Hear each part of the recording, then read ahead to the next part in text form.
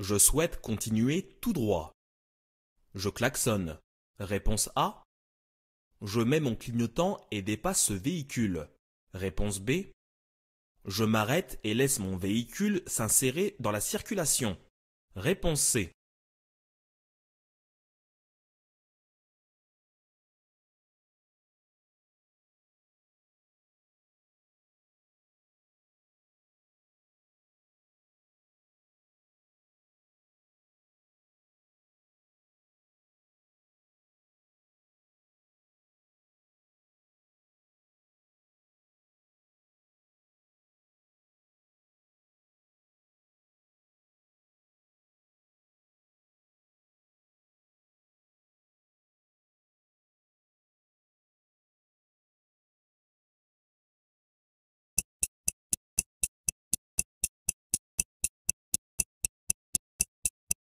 Le port de la ceinture amoindrit les blessures en cas de choc.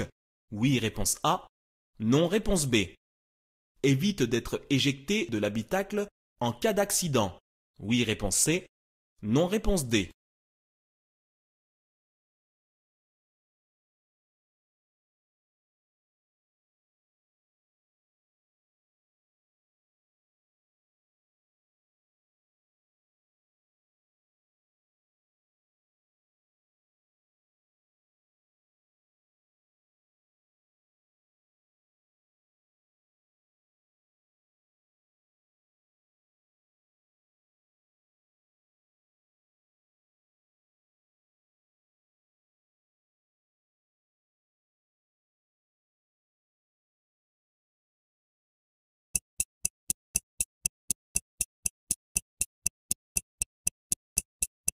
La signalisation verticale annonce un passage à niveau avec demi-barrière automatique. Réponse A.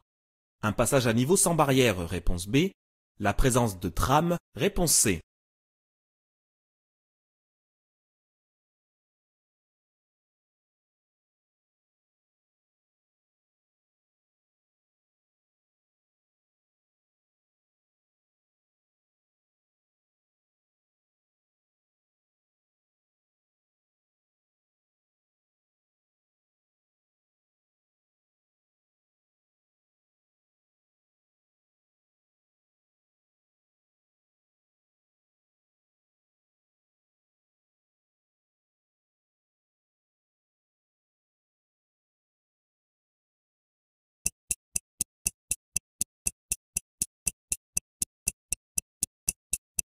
Dans cette séquence, j'aurais pu perdre 4 points. Oui, réponse A. Non, réponse B.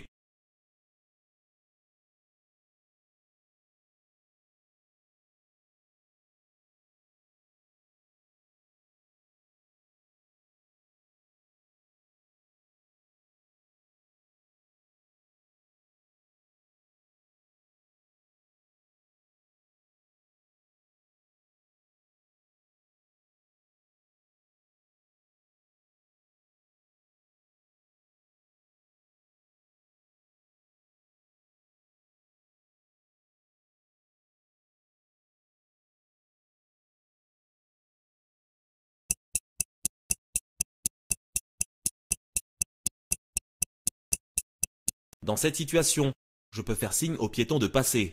Oui, réponse A. Non, réponse B.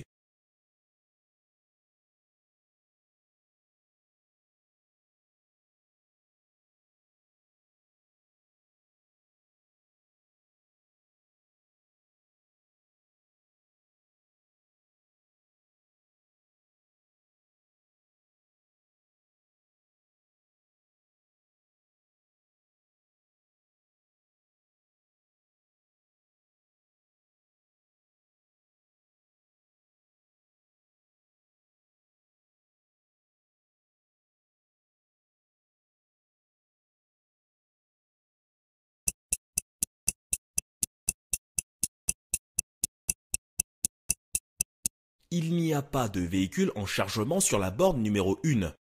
Je peux m'y arrêter. Oui, réponse A. Non, réponse B. Y stationner. Oui, réponse C. Non, réponse D.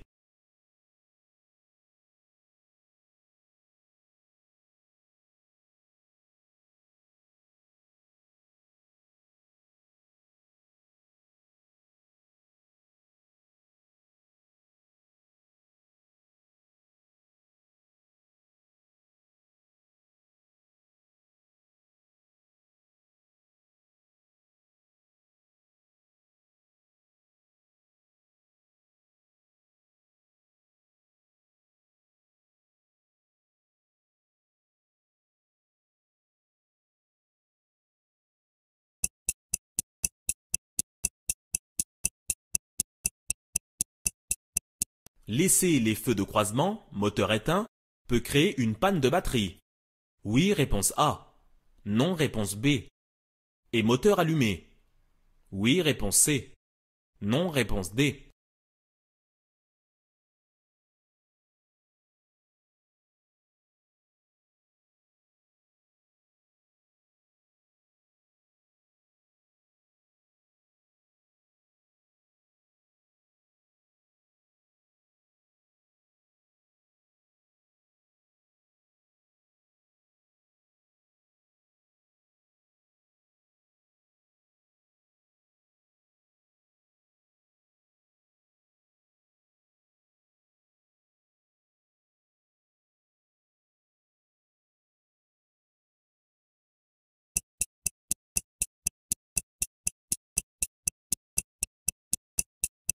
En arrivant près de ce feu, je ralentis, réponse A. Je maintiens mon allure, réponse B.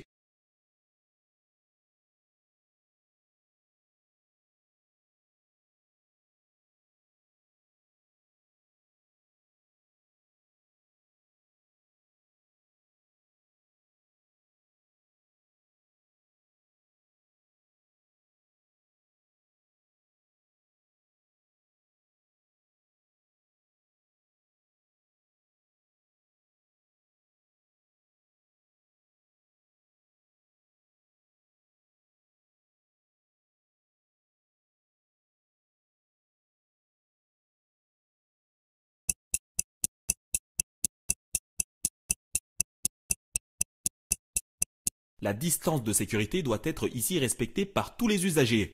Oui, réponse A. Non, réponse B.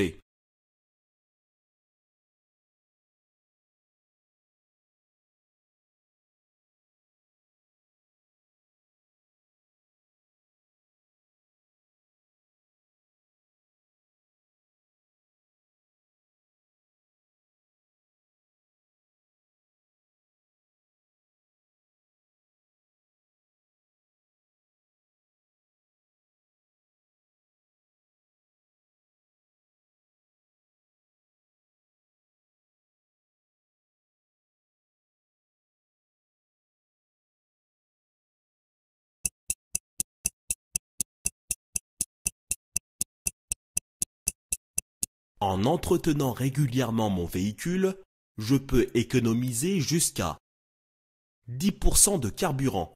Réponse A. 25% de carburant. Réponse B.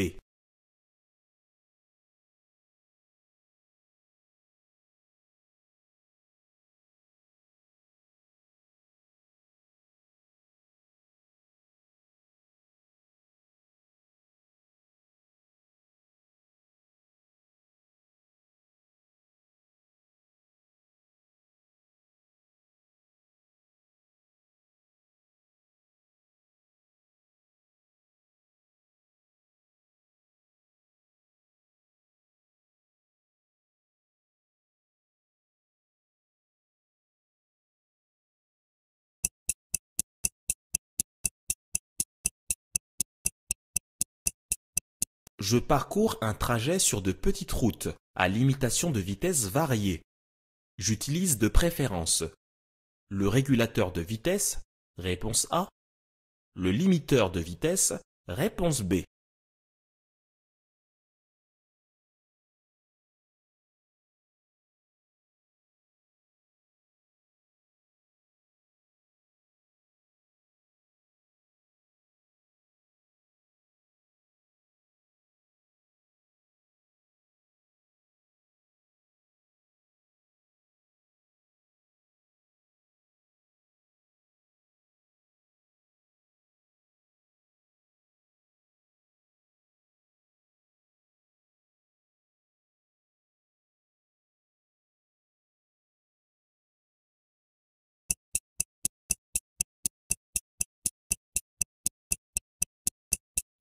La signalisation indique que les automobilistes peuvent continuer tout droit.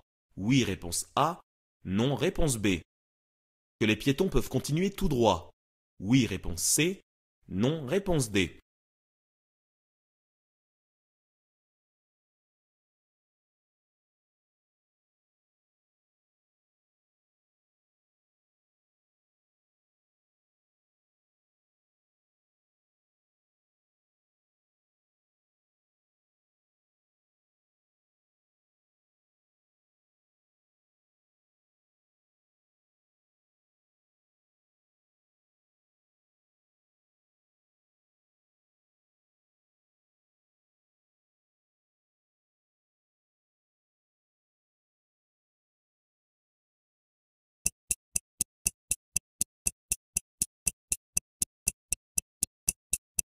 Dans cette situation, je maintiens mon allure, réponse A. Je ralentis, réponse B. Je me replace sur la voie de droite, réponse C.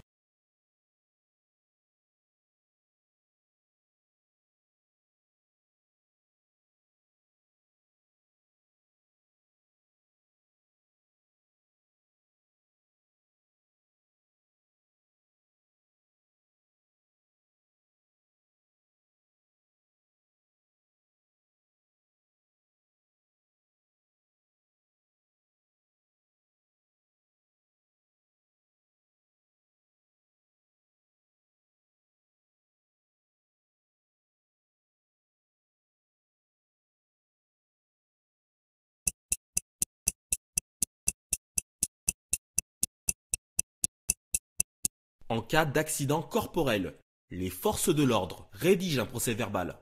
Réponse A. Contrôle les conducteurs à l'alcool. Réponse B. Contrôle les conducteurs aux stupéfiants. Réponse C.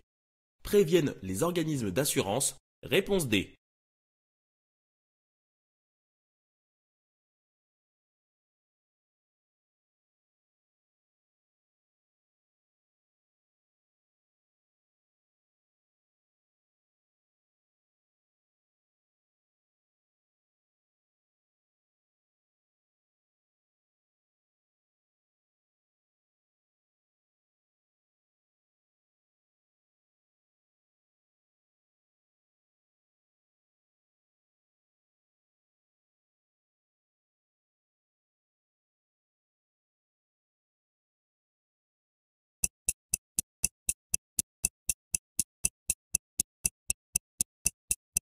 Une nuit de 8 heures suffit toujours à éliminer l'alcool absorbé la soirée précédente. Oui, réponse A. Non, réponse B.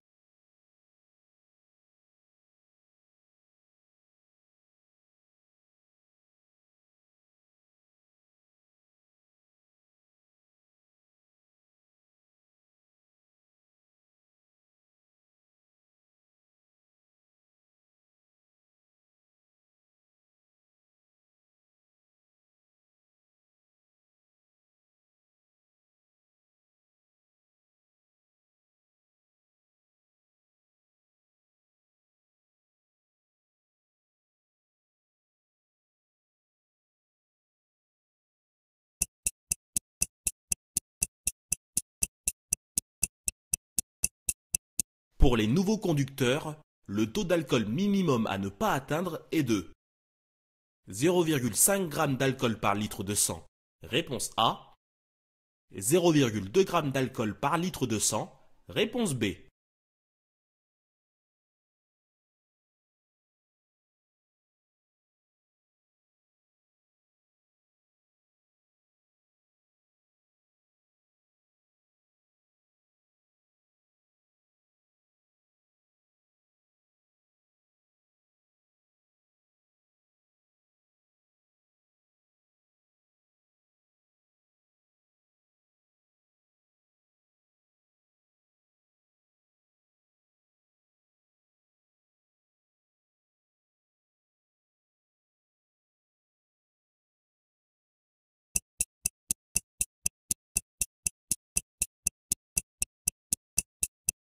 Le pourcentage de tués impliquant un conducteur novice est d'environ 13%. Réponse A. 24%. Réponse B. 36%. Réponse C.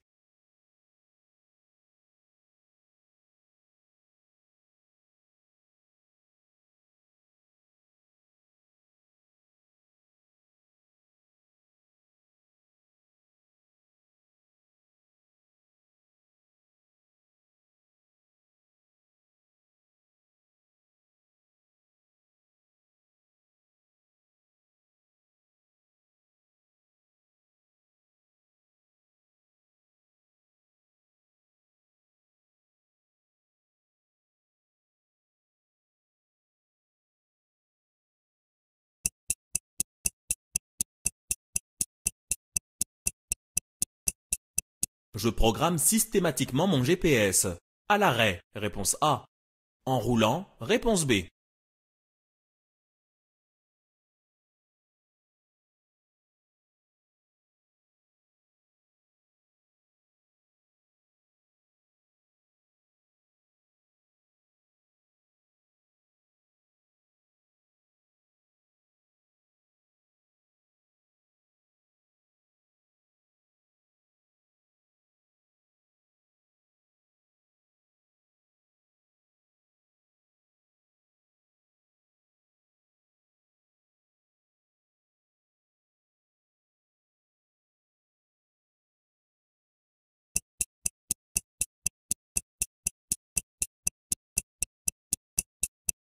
Je peux m'arrêter sur la droite juste après le panneau 110 pour passer un appel avec mon portable. Réponse A. Pour régler mon GPS. Réponse B. Si mon voyant d'huile s'allume. Réponse C. En cas de malaise d'un de mes passagers. Réponse D.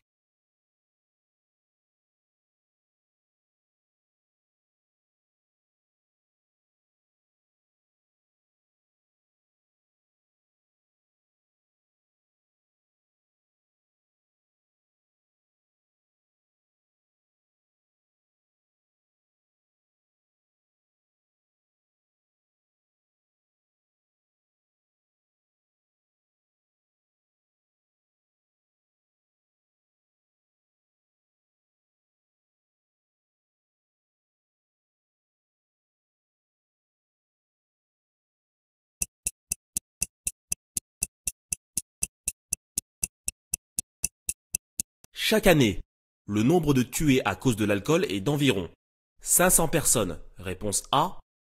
1000 personnes. Réponse B.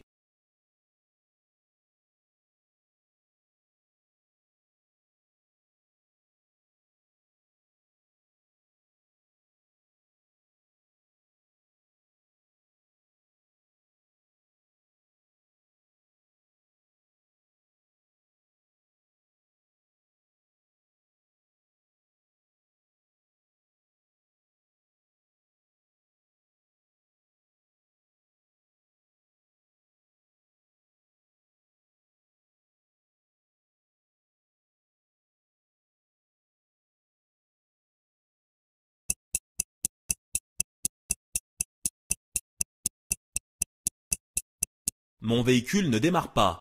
Aucun voyant ne s'allume. Cela peut venir d'une panne d'essence. Oui, réponse A. Non, réponse B. D'un problème de circuit électrique. Oui, réponse C. Non, réponse D.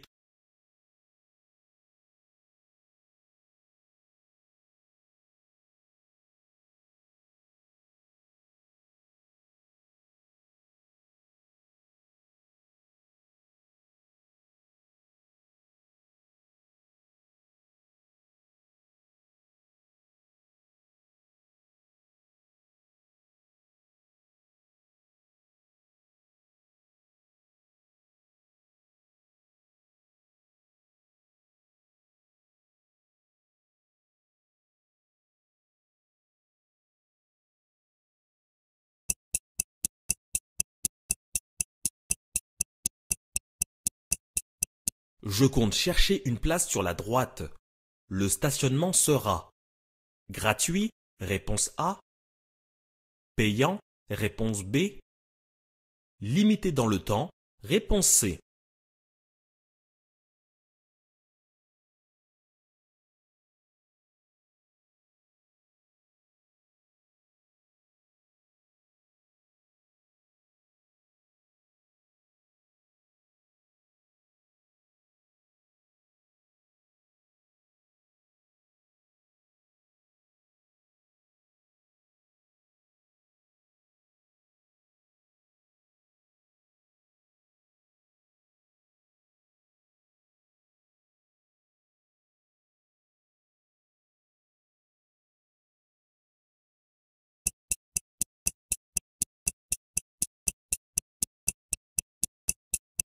En faisant le tour de mon véhicule avant de monter à l'intérieur, je contrôle si les pneus sont dégonflés. Réponse A. La présence d'obstacles éventuels. Réponse B. Si mes vitres sont bien fermées. Réponse C. S'il n'y a pas de fuite. Réponse D.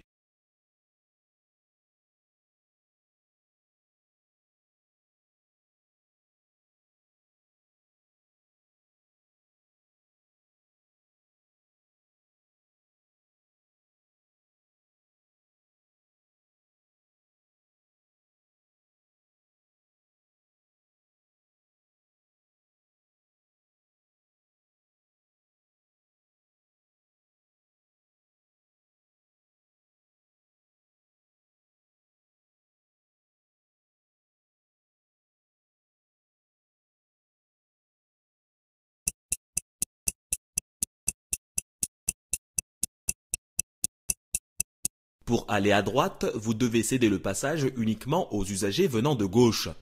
Oui, réponse A. Non, réponse B. Pour aller à gauche, vous devez céder le passage aux usagers venant de droite, réponse C. De gauche, réponse D.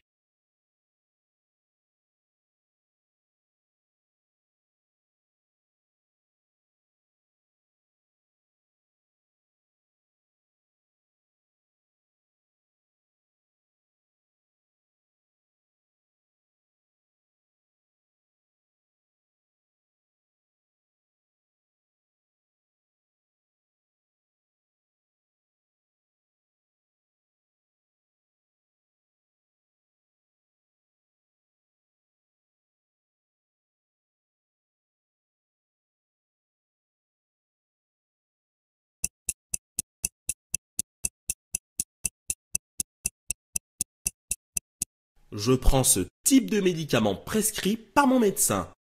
Je peux conduire. Oui, réponse A. Non, réponse B.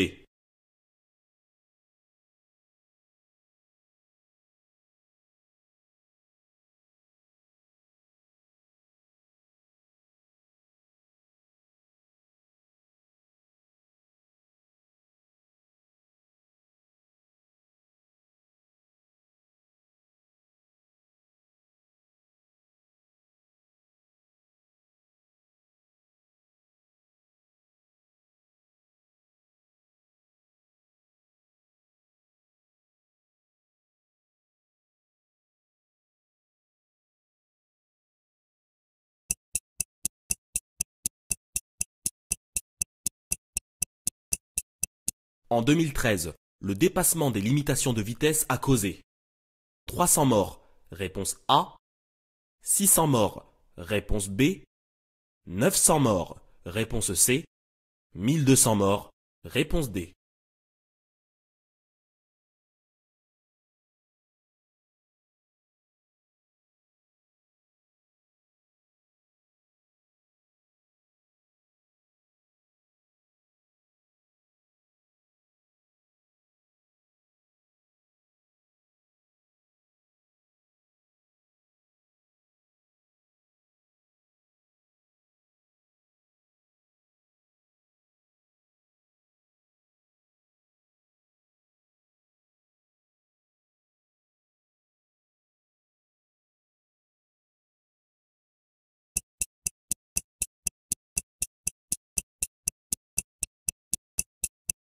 À 40 km/h, pour m'arrêter, il me faut au minimum 5 mètres, réponse A. 16 mètres, réponse B. La distance de sécurité me séparant du véhicule précédent est suffisante. Oui, réponse C. Non, réponse D.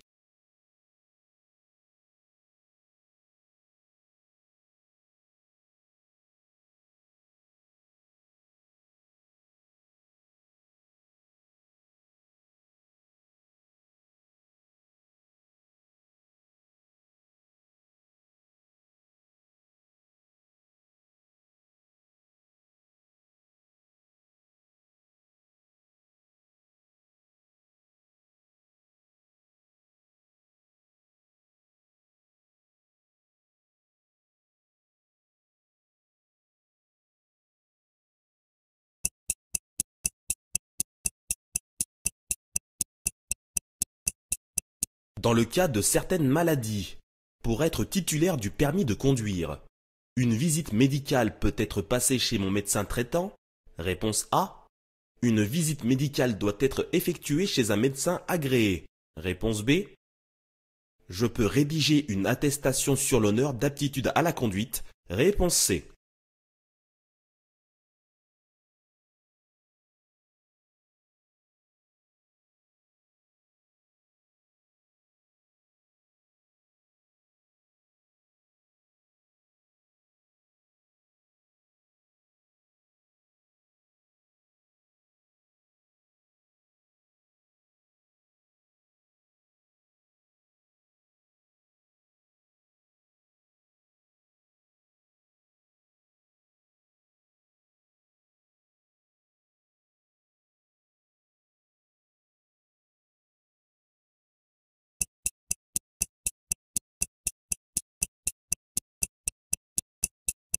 Je peux remettre à niveau.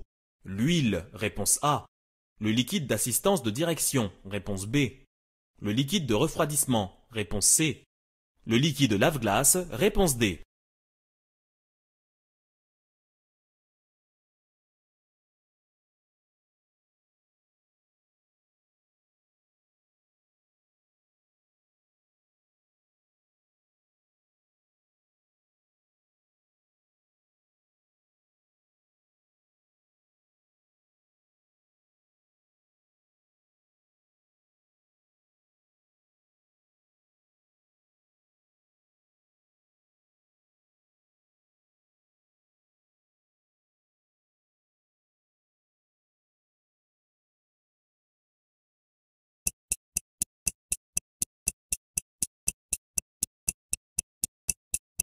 Je dois m'arrêter pour faciliter le croisement.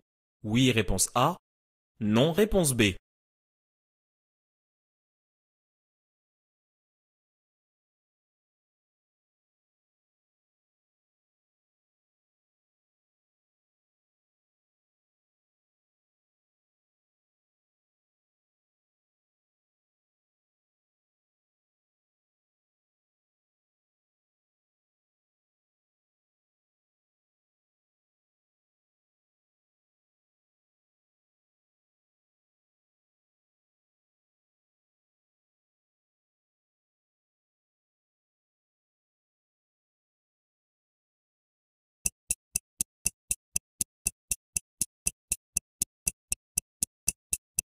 Lors d'un contrôle de police, mon permis est suspendu si je commets un excès de vitesse inférieur à 20 km/h.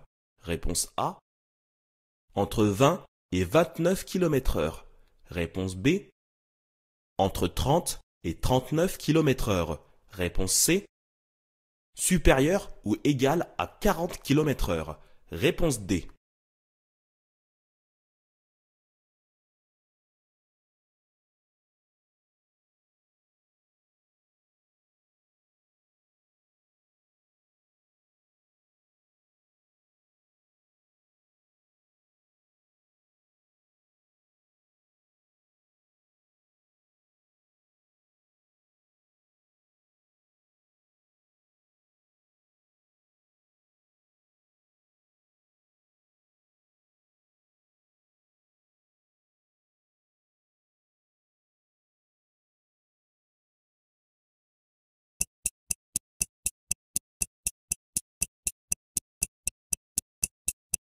Sans notion de secourisme, pour aider une victime, je peux la couvrir, réponse A.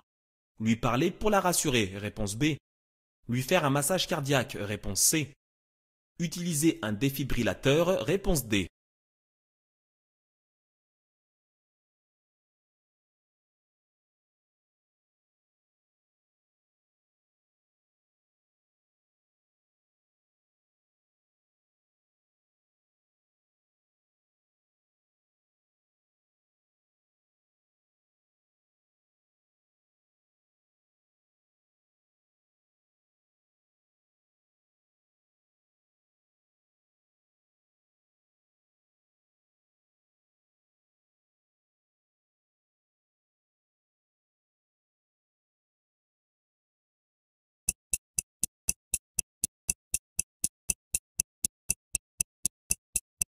La signalisation verticale annonce un passage à niveau, avec barrière, réponse A.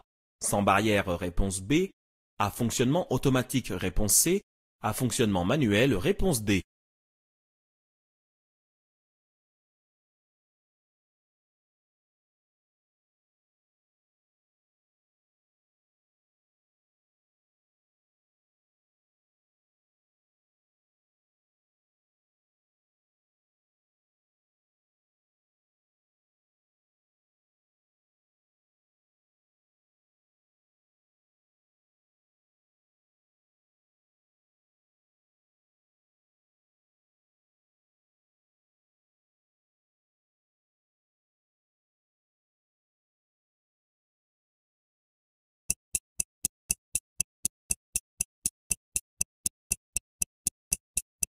Je dois m'arrêter pour laisser traverser ces piétons. Oui, réponse A. Non, réponse B.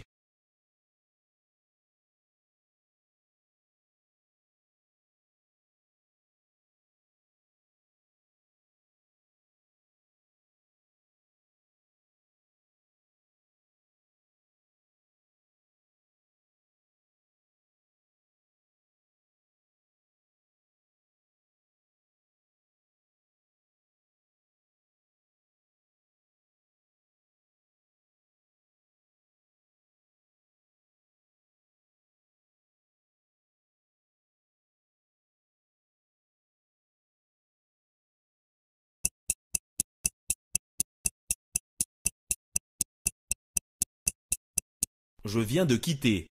Une autoroute, réponse A. Une route à accès réglementé, réponse B. Ma vitesse est limitée à 80 km/h, réponse C. 90 km/h, réponse D.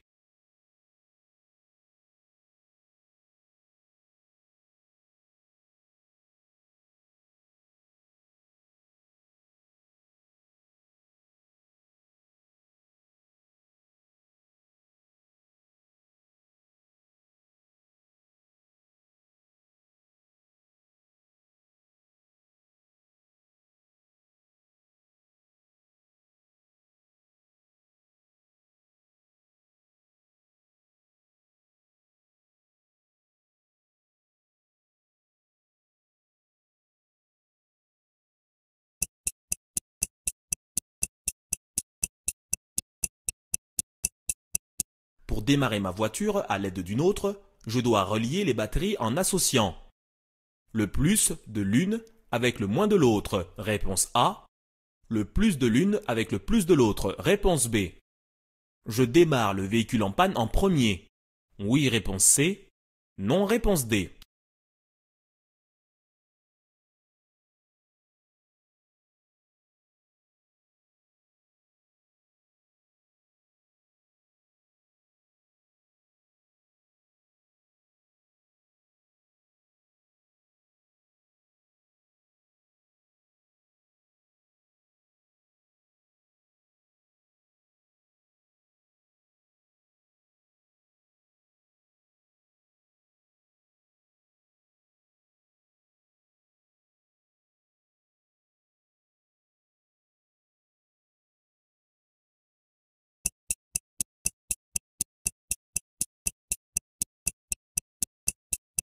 Sur les routes de France, le nombre de tués chaque jour est en moyenne de 5, réponse A, 10, réponse B, 20, réponse C.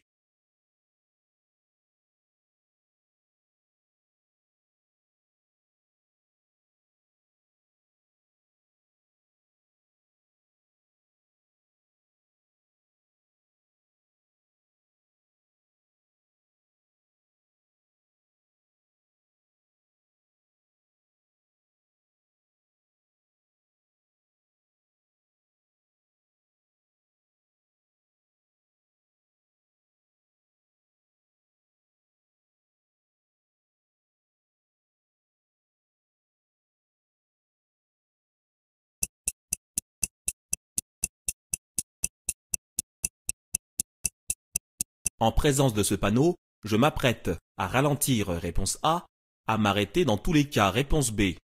En présence d'un train, celui-ci devra me céder le passage, réponse C. Je devrais lui céder le passage, réponse D.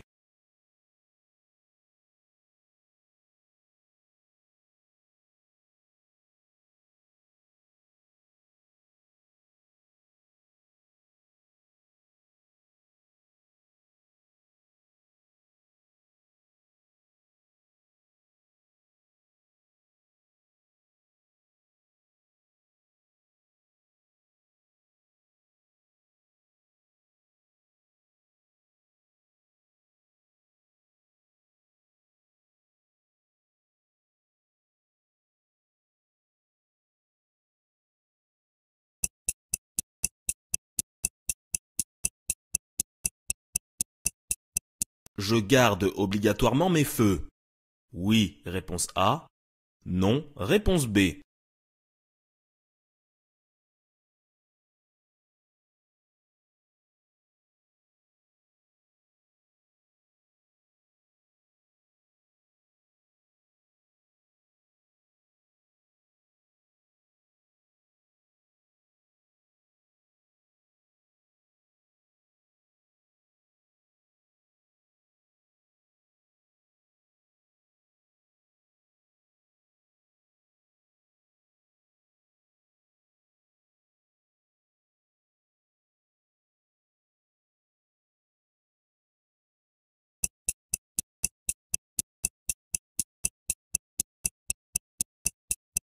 La consommation de mon véhicule peut augmenter si mes pneus sont surgonflés.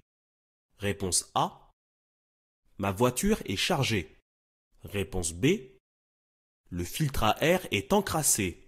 Réponse C. Les bougies sont usées. Réponse D.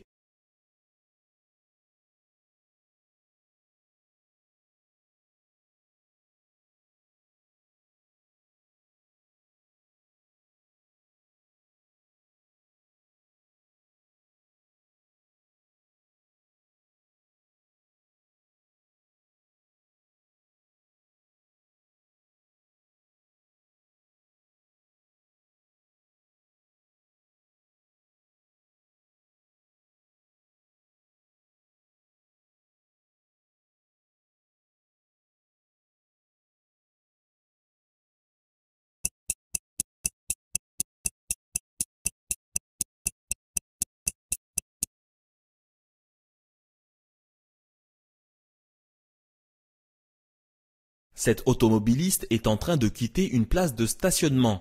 Comme l'indique son clignotant, il a manifesté son intention de s'insérer sur la voie de circulation sur laquelle vous roulez. Il est interdit de klaxonner puisqu'il n'y a pas de danger immédiat. Comme un usager arrive en face, il est bien entendu hors de question de dépasser ce véhicule.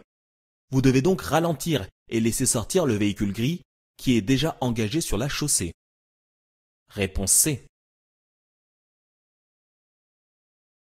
La ceinture est obligatoire, à l'avant comme à l'arrière, et doit être positionnée correctement pour une efficacité optimale. Elle doit ainsi passer sur votre épaule au niveau de la clavicule, sur votre buste, la seconde partie se positionnant sur le bassin, le tout étant plaqué sans être vrillé à même le corps. Le port de la ceinture évite ainsi d'être éjecté de l'habitacle en cas d'accident et amoindrit de ce fait la gravité des blessures éventuelles. Réponse A et C. La signalisation verticale vous annonce un passage à niveau sans barrière.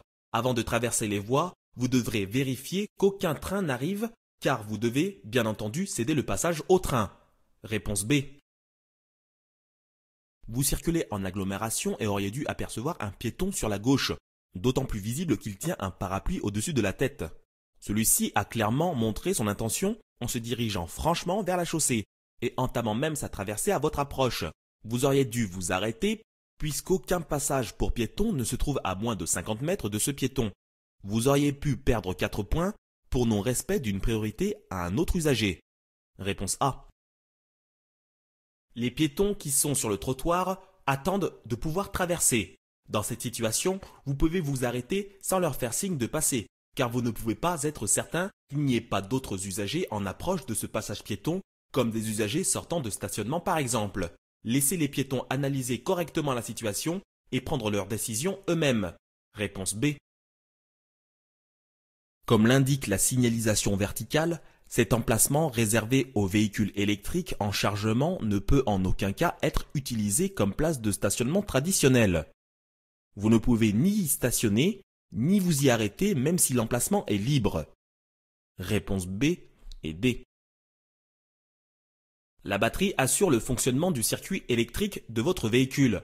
Elle permet ainsi de faire fonctionner les feux et autres commandes électriques. Lorsque le moteur tourne, la batterie se recharge automatiquement au fur et à mesure grâce à l'alternateur. Mais moteur éteint, l'alternateur ne peut plus recharger la batterie, qui vit alors sur la réserve jusqu'à se vider complètement en cas d'utilisation prolongée des feux par exemple. Réponse A et D. La circulation est ici régie par un feu tricolore. Comme vous pouvez le constater, vous avez le feu vert. Cependant, 2 jeunes piétons se sont engagés sur la chaussée. Vous devez ralentir de manière à ne pas prendre de risques. Même s'ils n'avaient pas à s'engager, vous devez vous adapter et jouer la carte de la sécurité. Réponse A. En l'absence de panonceaux indicateurs, les panneaux s'appliquent à tout type d'usager. La distance de sécurité de 60 mètres minimum est ici à respecter par tous, quelle que soit la vitesse, et cela y compris à l'arrêt. Réponse A. Entretenir régulièrement votre véhicule vous permet d'économiser jusqu'à 25% de carburant et vous assure plus de sécurité. Il est donc important de le faire. Réponse B.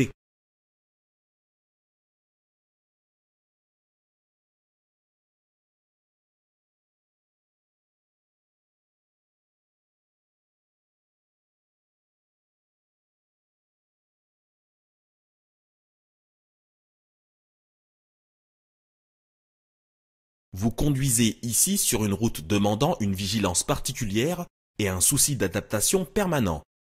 Ici, l'utilisation du régulateur n'est pas souhaitable, car votre conduite ne peut pas être régulière. Mieux vaut utiliser le limiteur que vous réglerez en fonction des limitations imposées. Réponse B. La signalisation matérialisée par le panneau du haut indique que la circulation est interdite à tout véhicule à moteur dans les deux sens de circulation. Vous ne devez donc en aucun cas continuer sur cette route. Les piétons eux-mêmes ne peuvent aller tout droit, comme le montre le panneau d'interdiction du bas. Le panonceau de risque d'avalanche précise la cause de ces interdictions. Signalisation mise en place dans un souci de sécurité des usagers.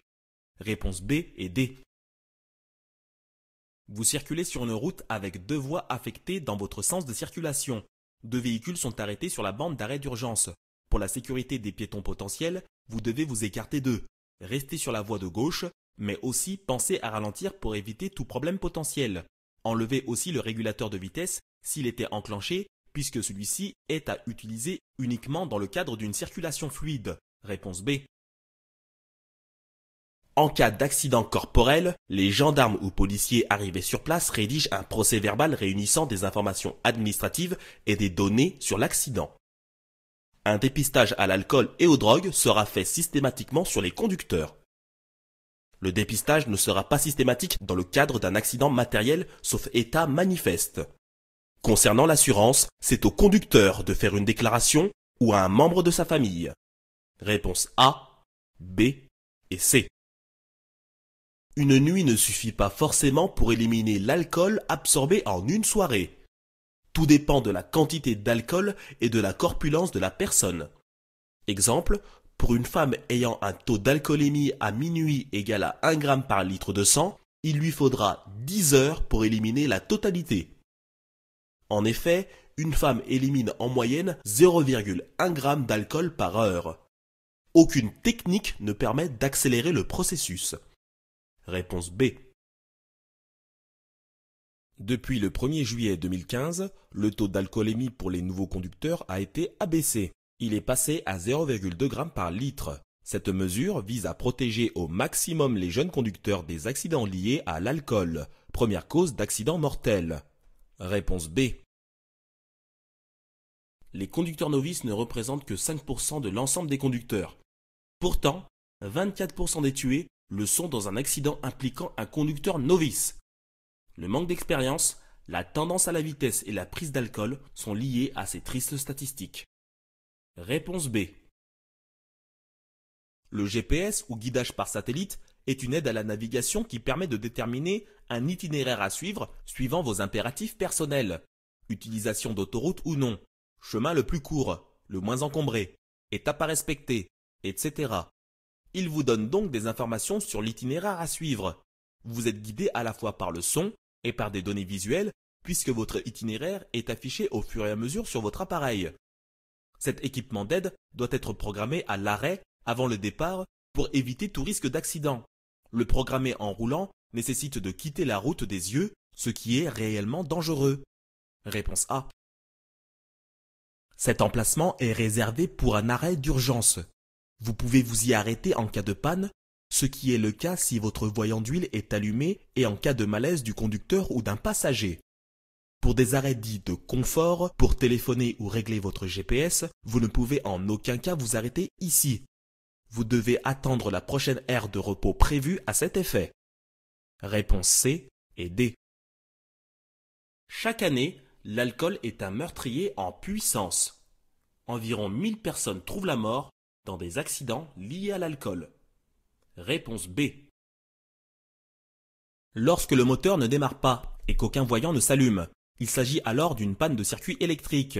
Pour y pallier, vous pouvez démarrer votre véhicule à l'aide d'un autre véhicule. Placez-les alors capot contre capot et branchez les deux batteries ensemble en utilisant des câbles pour relier tout d'abord pôle moins avec pôle moins, puis pôle plus avec pôle plus, dans le sens véhicule qui fonctionne vers véhicule secouru. Si le problème se renouvelle régulièrement, il faudra alors changer de batterie. Réponse B et C.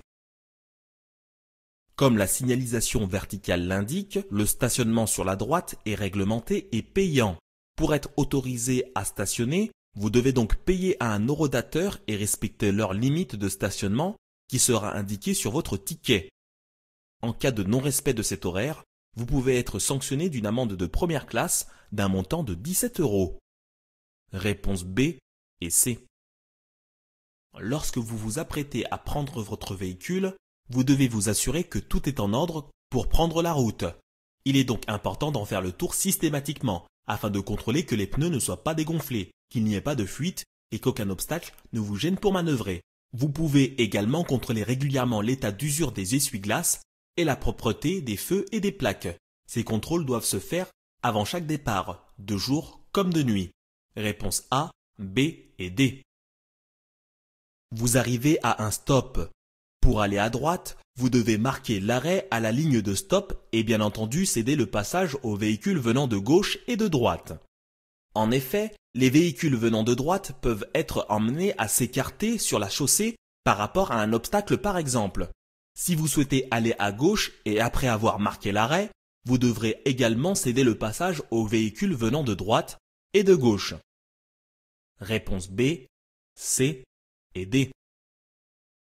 En cas de prise de médicaments, des effets incompatibles avec la conduite peuvent apparaître comme des vertiges, troubles de la vision, somnolence, etc. Le triangle rouge indique un médicament totalement incompatible avec la conduite. Le triangle orange indique un médicament déconseillé. Et le triangle jaune impose la prudence. Même si ces médicaments sont prescrits par le médecin, ceci ne signifie pas qu'ils sont compatibles avec la conduite. La notice, mais aussi les conseils du médecin et du pharmacien vous renseigneront sur la possibilité de conduire ou non. Réponse B. En 2013, si les limitations de vitesse avaient été respectées, 900 vies auraient été épargnées, soit le quart des victimes de la route. Réponse C. Vous circulez en agglomération à une vitesse avoisinant les 40 km/h. Pour évaluer la distance d'arrêt, il vous suffit de multiplier le nombre de dizaines de votre vitesse par lui-même. Ici, 4 x 4, 16 mètres. Concernant la distance de sécurité, celle-ci correspond à la distance parcourue en 2 secondes, c'est-à-dire 2 fois le temps de réaction. Pour calculer la distance parcourue pendant le temps de réaction équivalent à 1 seconde, il suffit de multiplier le chiffre des dizaines par 3, soit 40 km/h, 4 x 3, 12 mètres, que l'on multipliera par 2 pour calculer la distance minimum de sécurité, soit 24 mètres. Vous êtes séparé ici du véhicule qui vous précède par 2 bandes blanches et 2 intervalles. Chaque bande mesure 3 mètres et chaque intervalle en mesure 10. Vous êtes donc à environ 26 mètres du véhicule devant vous. Votre distance de sécurité par rapport au véhicule qui vous précède est donc bonne. Réponse B et C. Dans certains cas de maladie, vous devez passer un examen médical chez un médecin agréé par la préfecture afin de pouvoir passer votre permis de conduire. Suivant votre état de santé, le médecin pourra émettre des restrictions, par exemple sur la conduite de nuit ou le port de lunettes obligatoire. Vous ne pouvez en aucun cas rédiger vous-même une attestation sur l'honneur et votre médecin traitant n'est pas habilité à procéder à cette visite médicale. Cette visite se fera périodiquement suivant votre état de santé. Réponse B. Contrôler régulièrement les niveaux de votre véhicule est indispensable pour en vérifier le bon fonctionnement. Cependant, certains liquides ne peuvent être remis à niveau que par des spécialistes. C'est le cas par exemple du liquide d'assistance de direction. En cas de souci, vous devez emmener votre véhicule chez un garagiste. Seul, vous pouvez par contre sans problème remettre à niveau le liquide de refroidissement, ainsi que l'huile ou le liquide lave-glace. Pour réaliser vos contrôles correctement, placez votre véhicule sur un sol plat et faites toujours les contrôles à froid, moteur coupé. Réponse A, C et D. Vous roulez sur une route en pente en double sens de circulation. Le véhicule montant est positionné au milieu de la chaussée. Vous-même, ne circulez pas complètement à droite.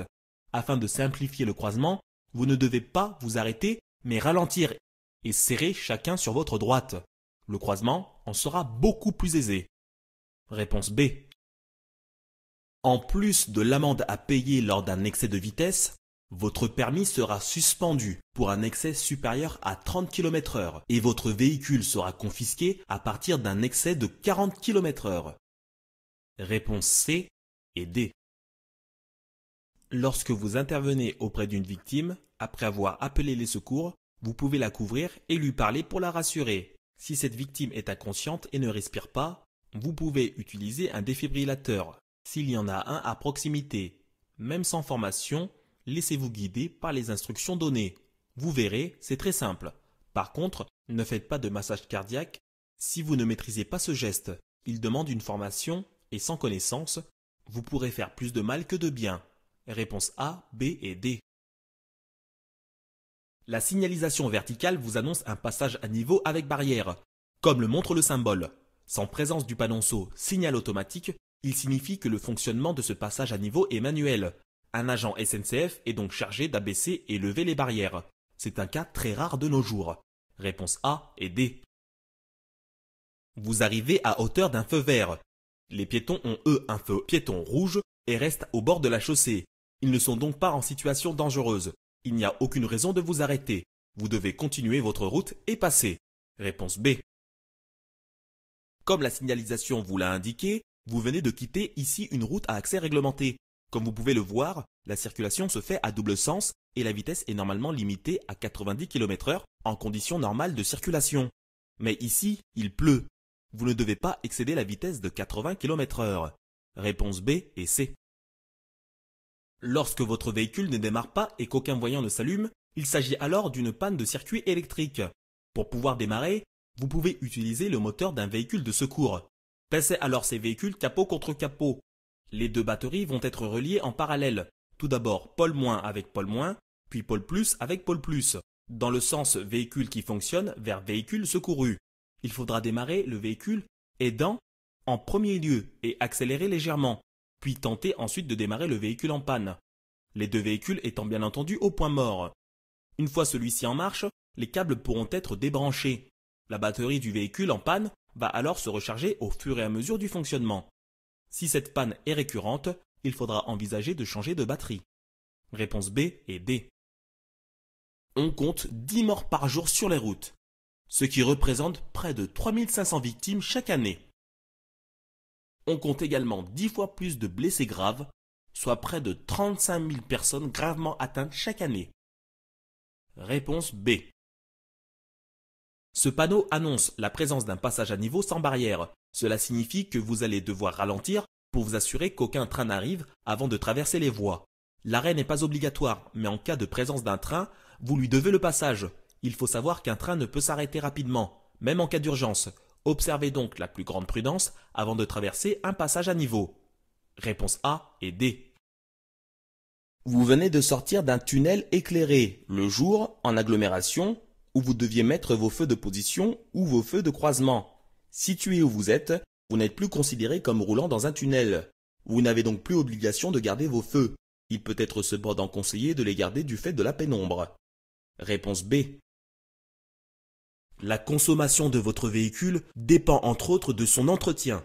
En cas de filtre à air encrassé ou de bougie usée, votre véhicule consommera plus de carburant. Il faut donc penser à le vérifier et le faire vérifier régulièrement. Un chargement important influera également sur votre consommation. Des pneus surgonflés ne feront pas augmenter la consommation, contrairement aux pneus sous-gonflés. Réponse B, C et D.